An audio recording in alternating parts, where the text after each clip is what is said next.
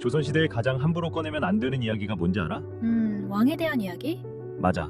그 중에서도 제일 위험한 건 바로 왕위에 관한 이야기였어. 왕이라면 누가 왕이 될 수 있느냐, 누가 정통성을 가졌느냐, 이런 문제? 그렇지. 그리고 한 가지가 더 있어.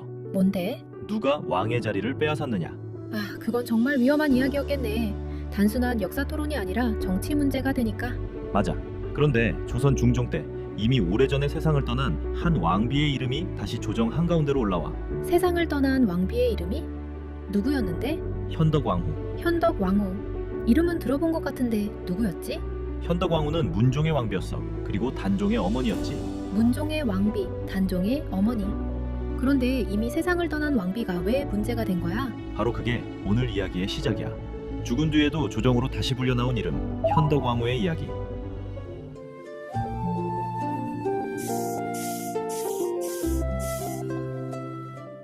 일단 인물 관계부터 정리해보자. 현덕왕후는 문종의 왕비였고 단종의 어머니였다고 했지? 맞아. 그런데 중요한 게 있어. 현덕왕후는 단종이 태어난 지 얼마 지나지 않아 세상을 떠났어. 그러면 단종이 왕이 되었을 때는 어머니가 이미 없었던 거네? 그렇지. 단종은 어린 나이에 왕위에 올랐지만 곁에서 지켜줄 어머니는 이미 세상에 없었어.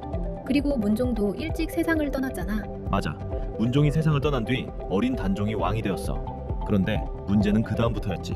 수양대군? 그래. 수양대군, 훗날의 세조야. 수양대군이 권력을 장악하고 결국 단종은 왕의 자리에서 밀려나게 되지. 맞아. 그런데 이야기는 거기서 끝나지 않아. 단종이 밀려난 뒤에도 세조가 왕이 된 뒤에도 단종을 다시 왕으로 세우려는 움직임이 계속 일어났어. 복위운동 같은 거구나.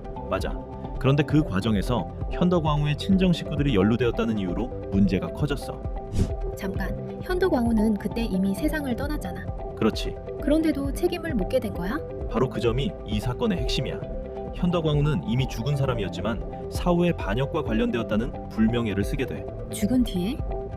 그리고 왕비의 자리에서 폐위되었어. 살아있을 때도 아니고 죽은 뒤에 폐위라니. 그게 무슨 의미였을까? 조선에서 왕비의 주인은 죽었다고 끝나는 게 아니었어. 특히 종묘와 연결되어 있었거든. 종묘라면 역대 왕과 왕비의 신주를 모시고 제사를 지내는 곳이지? 맞아. 조선에서 종묘는 아주 중요한 공간이었어.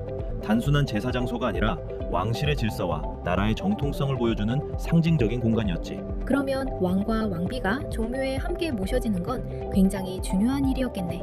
그렇지. 문종은 왕이었기 때문에 종묘에 모셔졌어. 그런데 문제가 있었어. 현덕왕후가 폐위되었으니까 문종의 곁에 함께 모셔질 수 없었던 거구나. 맞아. 문종의 왕비였는데도 폐위되었기 때문에 그 자리가 비어있게 된 거야.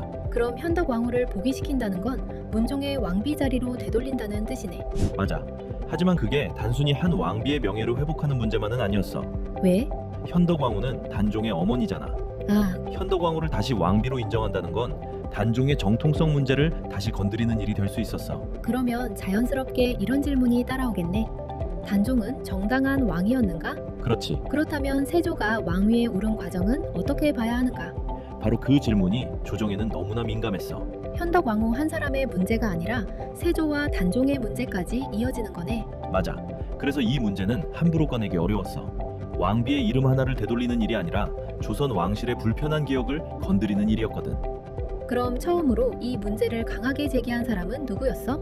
성종 때 남효온이라는 인물이 있었어. 남효온? 생육신으로 알려진 인물 아니야? 맞아. 남효온은 현덕왕후의 복위를 주장하는 상소를 올렸어. 그가 뭐라고 주장했는데?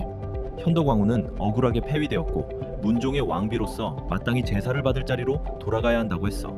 생각해보면 당연한 주장 같기도 한데 그런데 당시에는 당연하다고 쉽게 말할 수 있는 문제가 아니었어. 왜? 세조의 정통성을 건드리는 셈이라서? 맞아.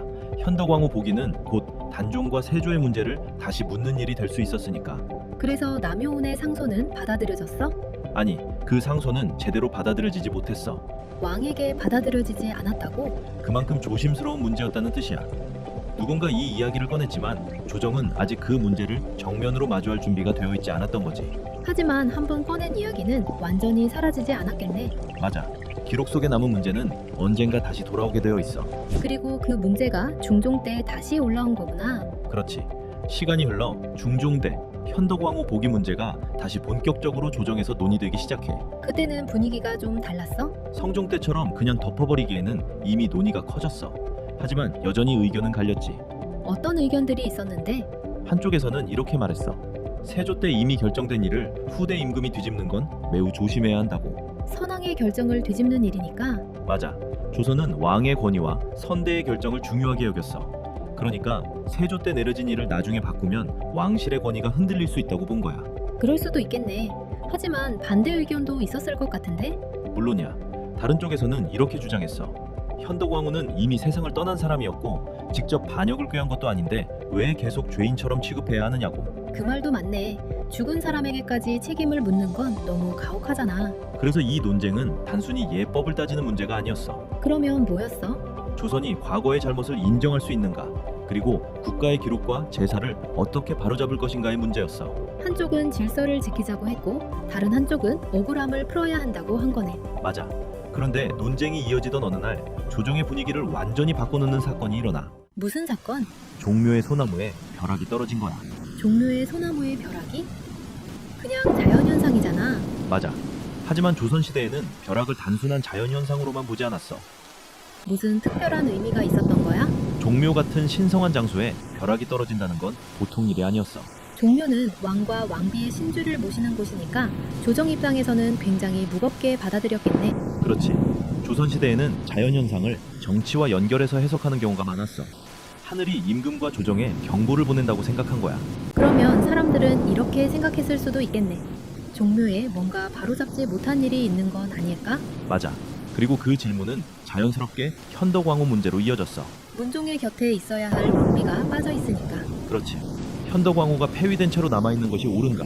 이 질문이 다시 힘을 얻게 된 거야. 벼락 하나가 조정의 분위기를 바꾼 셈이네. 그렇게 볼 수 있어. 하지만 더 중요한 질문은 따로 있어. 뭔데? 정말 사람들은 벼락이 무서워서 결정을 바꾼 걸까? 아니면 이미 마음속으로는 잘못을 알고 있었지만 그것을 바로잡을 명분이 필요했던 걸까? 바로 그거야. 그럼 중종은 결국 어떤 결정을 내렸어? 중종은 마침내 현덕왕후를 복위시키기로 결정해. 왕비의 지위를 회복시킨 거네. 그리고 현덕왕후가 문종의 곁에서 함께 제사를 받을 수 있도록 했어. 비어있던 자리가 채워진 거구나. 맞아.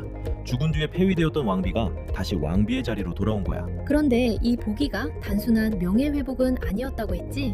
맞아. 현덕왕후의 복위는 한 사람의 이름을 되돌리는 일이었지만 동시에 조선이 불편한 과거를 다시 바라보는 일이었어. 단종의 왕위, 세조의 즉위, 왕실의 정통성 이런 문제들이 모두 연결되어 있었으니까. 그렇지. 현덕왕후라는 이름 뒤에는 조선이 쉽게 말하지 못했던 질문들이 숨어 있었어. 그러니까 조정에서는 그 이름 하나를 다시 올리는데도 오래 걸렸던 거네. 맞아. 이름 하나가 역사의 문을 열기도 하거든. 그럼 이 사건에서 우리가 봐야 할 핵심은 뭘까? 첫 번째는 조선에서 종묘가 얼마나 중요한 공간이었는가야. 왕과 왕비를 모시는 곳이면서 왕실의 정통성을 보여주는 공간이었지. 두 번째는 기록과 제사가 단순한 의식이 아니었다는 점이야. 누구를 기억하고 누구를 지우느냐의 문제였다는 거네. 맞아.